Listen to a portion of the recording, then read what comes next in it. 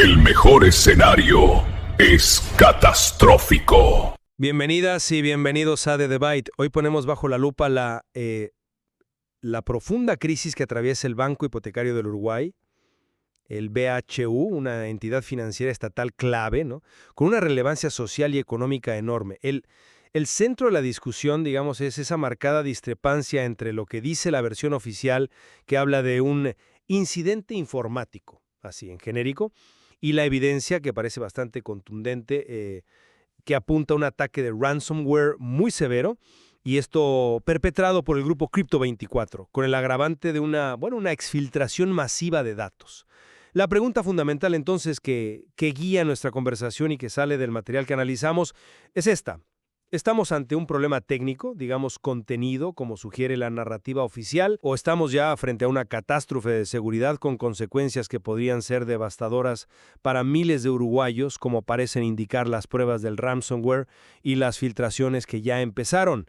Específicamente, ¿qué nos dicen los escenarios más probables, o sea, el peor y el mejor posible, en este punto sobre la dimensión real de lo que está pasando en el BHU? Desde mi perspectiva, yo voy a sostener que la información que tenemos nos sitúa pues dolorosamente cerca de uno de los peores escenarios imaginables, una realidad que francamente las autoridades parecen estar intentando minimizar. Y yo por mi parte voy a argumentar que si bien la situación es sin duda crítica y la gestión de la comunicación deja mucho que desear, creo que todavía es un poco pronto para declarar la catástrofe total. O sea, existen grados de severidad y también caminos de mitigación, por difíciles que sean, que no podemos descartar así nomás al analizar los escenarios futuros. Bien, mi análisis parte de hechos que son concretos y, la verdad, alarmantes. No estamos hablando de rumores. El grupo de ransomware Crypto24 reivindicó públicamente el ataque en su propio sitio, allá en la Dark Web. Esto es una extorsión, digamos, en toda regla. Afirman, y esto es crucial, haber sacado 700 gigabytes de datos del BHU. Para que nos demos una idea de la magnitud, imaginemos la cantidad de información sensible que cabe ahí. Detalles íntimos de créditos hipotecarios, datos personales, información financiera de potencialmente decenas de miles de clientes. Frente a esto, la versión oficial inicial de un simple incidente informático que, ojo, dejó al banco totalmente paralizado, sin web, sin cajero, sin poder procesar pagos por días, resulta francamente poco creíble. Parece un intento claro de controlar los daños reputacionales, minimizando la gravedad. Y esto sigue un patrón preocupante si consideramos que el propio Banco Central de Uruguay ya había sancionado antes al BHU por fallos en seguridad informática, como indica el material fuente. Además, y esto complica todo exponencialmente, Crypto24 no solo amenaza, actúa. Ya empezaron a filtrar parte de esos datos robados. Aunque quede tiempo para el plazo final que mencionan, el hecho de que estén publicando información confirma que la amenaza es real, que la brecha existió. Por todo esto, el peor escenario, o sea, una filtración completa, masiva, de datos sensibles, demandas judiciales millonarias de los afectados, multas regulatorias, una crisis de confianza irrecuperable en una institución estatal clave y costos operativos y de recuperación que podrían ser astronómicos. Bueno, ese escenario no es solo una posibilidad teórica. Con los datos ya filtrándose, se perfila como el escenario más probable, hacia el que nos dirigimos si no hay un cambio radical. Como señaló críticamente Alberto Daniel Gil, ADH, cuya metodología a menudo implica plantear justo el peor escenario para forzar la transparencia, la salida de 700 gigabytes sin que nadie se dé cuenta es como ver, y cito la metáfora, salir un elefante del banco por la puerta principal sin que nadie se dé cuenta. Esto ilustra fallos que podrían ser catastróficos en la monitorización más básica del tráfico de datos que sale del banco, el famoso egress filtering, y en la seguridad perimetral. Yo abordo la situación desde un ángulo un poco distinto, aunque reconozco plenamente la gravedad extrema del ataque. La confirmación de un ataque de ransomware por un grupo como Crypto24 y el robo confirmado de 700 gigabytes de datos, eso constituye, sin lugar a dudas, una crisis de primer orden para cualquier banco y más para uno estatal con el rol social del BHU. Sin embargo, considero que saltar a la conclusión de que estamos ya inevitablemente en el peor escenario absoluto en este momento podría ser algo precipitado. Entiendo perfectamente por qué la comunicación inicial del banco se percibe como un intento de encubrimiento. La falta de transparencia es innegable y profundamente perjudicial. Pero permíteme plantear una interpretación alternativa de la motivación inicial, sin que esto signifique justificar la opacidad, claro. En las primeras horas de una crisis de esta magnitud, sobre todo en el sector bancario, la prioridad operativa suele ser contener el daño inmediato y sobre todo evitar el pánico generalizado. Una comunicación inicial ambigua como incidente técnico, aunque fue torpe y seguramente contraproducente a largo plazo, podría interpretarse como un intento, equivocado, insisto, de ganar tiempo para estabilizar sistemas críticos y prevenir una corrida bancaria cuyas consecuencias sistémicas podrían ser aún peores. Imagine el impacto inmediato si el primer comunicado hubiera sido: hackers tienen 700 gigabytes de sus datos más privados y nos están extorsionando. Esa disyuntiva entre transparencia total inmediata y estabilidad operativa es una de las más complejas en gestión de crisis bancarias. Dicho esto, el mejor escenario posible ahora ya no es evitar el daño. Eso es imposible. Se trata de limitar activamente sus consecuencias. ¿Y qué implica esto? Bueno, asegurar los sistemas restantes con urgencia, gestionar las consecuencias legales que son inevitables bajo la Ley 18.331 de protección de datos personales, lo cual exige notificar a los afectados y a la autoridad reguladora, y emprender la tarea, que será hercúlea, de intentar reconstruir la confianza perdida, lo cual, claro, va a requerir una transparencia radical que hasta ahora ha brillado por su ausencia. Respecto a las voces críticas como la de Hill, si bien es cierto que su intervención forzó una mayor atención sobre el caso y expuso la reticencia oficial, también debemos considerar si su enfoque maximalista, al obligar a organismos como el CERTUI, el Centro Nacional de Respuesta a Incidentes de Uruguay, que coordina la respuesta nacional, a dedicar tiempo y recursos a verificar cada afirmación, no podría haber desviado, aunque sea parcialmente, esfuerzos críticos de la respuesta técnica y legal coordinada en los momentos más álgidos. La verdadera extensión del daño filtrado y la capacidad final del banco para recuperarse y mitigar las consecuencias todavía presentan, creo yo, incertidumbres significativas. Entiendo la complejidad teórica de la comunicación en crisis bancarias, sí, pero aquí la magnitud de la discrepancia es abismal. Pasar de un incidente técnico a una extorsión confirmada con 700 gigabytes de datos ya filtrándose es un salto cualitativo enorme. No me parece una simple torpeza comunicacional, sino una estrategia deliberada de minimización que se derrumbó ante la evidencia. Y como mencioné, el material fuente apunta a un historial, a sanciones previas del Banco Central por fallos de seguridad en el BHU. Esto no es un evento aislado, sugiere un patrón, una posible cultura institucional que tiende a la opacidad antes que a reconocer vulnerabilidades y errores. Este retraso en admitir la verdad, esta ambigüedad calculada, no solo erosiona la confianza de forma casi irreparable, sino que tiene consecuencias prácticas. Retrasa que los propios clientes afectados tomen medidas de protección. Ellos merecían saber la verdad cuanto antes y complica la defensa legal del banco. El tiempo que ganaron con el silencio inicial no sirvió para contener nada sustancial, solo para que la verdad emergiera de la forma más dañina posible, a través de los propios cibercriminales. Comprendo perfectamente tu escepticismo. Y la conexión que haces con los antecedentes del banco, refuerza esa interpretación de un patrón de opacidad. Es una lectura muy razonable de los hechos, sí. Sin embargo, insisto en explorar la otra cara de la moneda respecto a la dinámica inicial. No para excusar, sino para entender la complejidad. La presión operativa en las primeras horas debió ser inmensa. Sistemas caídos, clientes sin acceso a servicios básicos, la amenaza de una extorsión en curso y el fantasma del pánico financiero. En ese torbellino es posible que la decisión inicial fuera priorizar la estabilización técnica y operativa por encima de la comunicación transparente, bajo la premisa, errónea como se demostró, de contenemos primero, comunicamos después. Atribuir esto únicamente a un deseo arraigado de encubrir, sin ponderar el peso de esa presión operativa extrema, podría simplificar en exceso las motivaciones iniciales, aunque el resultado final, pérdida de confianza, daño reputacional, sea igualmente desastroso. La pregunta clave que quizás nunca respondamos del todo es si esa táctica fallida fue un intento desesperado y torpe de gestión de crisis bajo presión extrema o un acto cínico de encubrimiento desde el minuto uno. La percepción pública, claro, alimentada por la falta de transparencia posterior, se inclina claramente hacia la segunda opción. Hablemos entonces de los escenarios concretos que es el núcleo de nuestra discusión hoy. El peor escenario, que lamentablemente veo como el más plausible dada la filtración activa de datos, es realmente devastador y tiene muchas caras, digamos. Primero, el impacto directo sobre los clientes.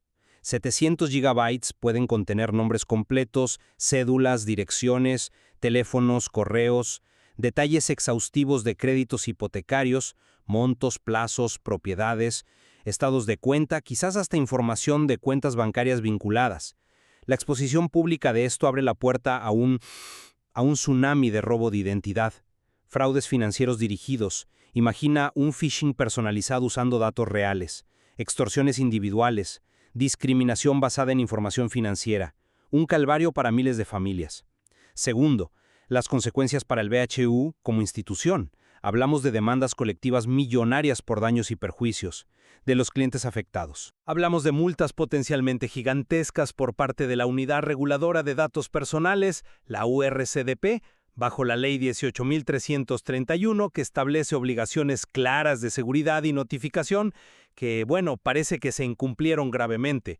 El material menciona una estimación inicial de $7 millones solo por el cese de operaciones en los primeros días. El costo total, incluyendo recuperar sistemas, reforzar seguridad, compensaciones, multas y pérdida de negocio futuro, podría ser órdenes de magnitud superior. Hablamos de decenas o incluso cientos de millones de dólares a largo plazo. Un dineral. Tercero, el daño sistémico. El colapso total de la confianza pública en una institución estatal que juega un rol fundamental en el acceso a la vivienda en Uruguay. Esto tiene implicaciones sociales profundas. Ya comenzó.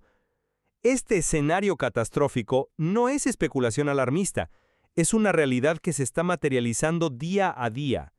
El tiempo corre en contra del banco y de sus clientes. El escenario que describes es, sin duda, aterradoramente posible, y sus componentes son realistas. Nadie niega la gravedad extrema. Sin embargo, incluso dentro de esta situación crítica, existen grados y posibles mitigaciones. El mejor escenario relativo, y enfatizo lo de relativo porque el daño inicial ya es enorme e irreversible en parte, no es un escenario bueno, sino uno donde se logra limitar la hemorragia y gestionar las consecuencias de forma, digamos, menos apocalíptica. ¿Qué podría implicar esto? Bueno, que quizá no toda la información exfiltrada sea igualmente sensible o fácilmente explotable a gran escala. Que quizá los atacantes estén blufeando sobre la totalidad o la calidad de los 700 gigas, aunque claro, la filtración inicial debilita esta esperanza. Que quizás, aunque es muy improbable y contrario a las políticas recomendadas, se explore alguna vía de negociación desconocida para evitar la filtración total. Esto es pura especulación, las fuentes no lo sugieren. Más realistamente, el mejor escenario ahora depende de una gestión de crisis ejemplar a partir de este momento. Esto implica una transparencia radical e inmediata que aún no hemos visto, el cumplimiento estricto y proactivo de las obligaciones de la Ley 18.331, notificando claramente a todos los afectados sobre qué datos se comprometieron y qué riesgos se enfrentan, ofrecer medidas de protección concretas como monitoreo de crédito gratuito, por ejemplo, asegurar robustamente los sistemas para prevenir futuros incidentes y realizar una inversión masiva y visible en seguridad y cultura de ciberseguridad. La recuperación será extremadamente costosa, sí, dolorosa y larga, tanto financiera como reputacionalmente, pero no necesariamente implica la desaparición o el colapso total de la institución si se toman las medidas correctas ahora. El peor escenario es una amenaza muy real, estoy de acuerdo, pero afirmar que ya es la única trayectoria inevitable me parece que cierra puertas a la acción mitigadora que aún es posible y necesaria. La situación actual es crítica, pero exige acción, no resignación. Pero es que cualquier posibilidad de recuperación o mitigación se ve se ve socavada por la aparente negligencia que permitió esta brecha en primer lugar. La exfiltración de 700 GB no ocurre por arte de magia, ni es fruto de un ataque de complejidad inaudita e imparable. Como bien ilustra esa metáfora del elefante saliendo del banco usada por Hill y citada en las fuentes, esto apunta a fallos garrafales en controles de seguridad fundamentales. Específicamente, sugiere una monitorización deficiente o inexistente del tráfico de datos saliente, el Egress Traffic Monitoring, que debería haber detectado y bloqueado una transferencia de datos tan masiva y anómala. Podría indicar también una segmentación de red insuficiente que permitió a los atacantes moverse lateralmente y acceder a grandes repositorios de datos. Indica casi con certeza la ausencia o implementación deficiente de tecnologías básicas de seguridad modernas como sistemas EDR, es decir, detección y respuesta en endpoints, que monitorizan activamente los equipos. Y MFA, autenticación multifactor, que añade capas extra de seguridad al inicio de sesión. Esto no es simplemente mala suerte, parece ser el resultado previsible de ignorar las mejores prácticas de ciberseguridad y, como ya discutimos, las posibles advertencias previas reflejadas en sanciones anteriores.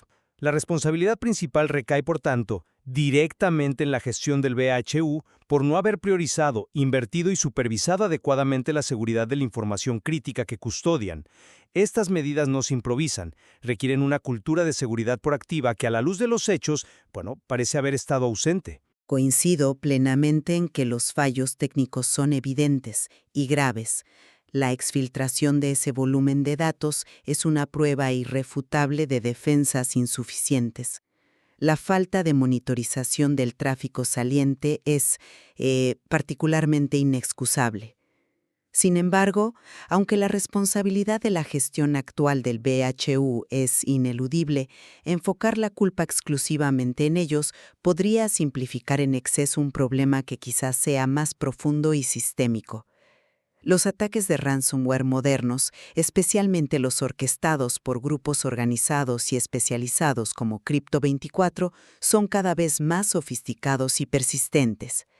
El material fuente sugiere una posible resistencia institucional crónica a invertir y priorizar la ciberseguridad. ¿Es esto un problema exclusivo del BHU o refleja una debilidad más generalizada en el sector público uruguayo, donde quizás la ciberseguridad no ha sido históricamente vista como una inversión estratégica fundamental, sino como un gasto? Si fuera esto último, el problema trasciende a la gestión específica del BHU y apunta a una necesidad de cambio cultural y de políticas públicas a un nivel más amplio. La pregunta crucial es si esta crisis devastadora servirá finalmente como el catalizador para forzar esa inversión y ese cambio cultural tan necesarios no solo en el BHU, sino en otras entidades críticas. Culpar solo a la negligencia puntual, aunque exista, podría hacernos perder de vista esta dimensión sistémica, ¿no crees? Y es precisamente en ese contexto de posible minimización oficial y resistencia institucional donde el rol de voces críticas externas, como la de Alberto Daniel Hill, se vuelve relevante, aunque su figura sea polarizante, lo sabemos. Su enfoque maximalista, su insistencia en plantear públicamente el peor escenario posible, aunque a veces pueda parecer hiperbólico o basado en información parcial, actuó como un contrapeso necesario frente al silencio inicial y la narrativa, digamos, edulcorada del incidente técnico. Fue su denuncia pública, amplificada por su perfil mediático, la que en gran medida forzó a las autoridades a admitir, aunque fuera a regañadientes y parcialmente, la existencia del ataque de ransomware y el robo de datos. Sin esa presión externa tan contundente es posible que la versión oficial minimizada hubiera persistido por más tiempo, retrasando aún más la concientización pública y la respuesta. Su rol, nos guste o no su estilo, fue el de romper un cerco informativo. Entiendo perfectamente ese punto de vista, y es innegable que su intervención pública puso el tema sobre la mesa de forma ineludible y expuso, sí, la reticencia inicial a la transparencia. Sin embargo, permíteme ofrecer una perspectiva diferente sobre el impacto operativo de ese método maximalista. Si bien forzó la discusión pública, esa tendencia a lanzar afirmaciones contundentes, a veces antes de una verificación exhaustiva, como la cifra exacta de datos o la naturaleza completa del ataque, pudo haber tenido un costo no deseado. Las fuentes sugieren que obligó a organismos técnicos clave como el CERT-UI, cuya función primordial es coordinar la respuesta técnica a incidentes, analizar malware, emitir alertas y ayudar a las víctimas, a desviar recursos y tiempo valiosos. En lugar de centrarse al 100% en asistir al BHU, analizar la amenaza y coordinar la contención técnica, tuvieron que dedicar esfuerzos a verificar internamente la precisión y el alcance de las afirmaciones que circulaban públicamente, a menudo bajo presión mediática. No podría argumentarse que, en medio de una crisis aguda, esto introdujo un ruido que dificultó una respuesta técnica y legal puramente enfocada y coordinada. Es la tensión clásica entre la demanda legítima de transparencia inmediata y la necesidad operativa de una respuesta técnica metódica y, bueno, sin distracciones. No cuestiono la necesidad de la crítica para nada, sino si el método específico empleado fue el más constructivo en ese momento crítico. Bien, para resumir mi posición, creo que la acumulación de evidencia es contundente.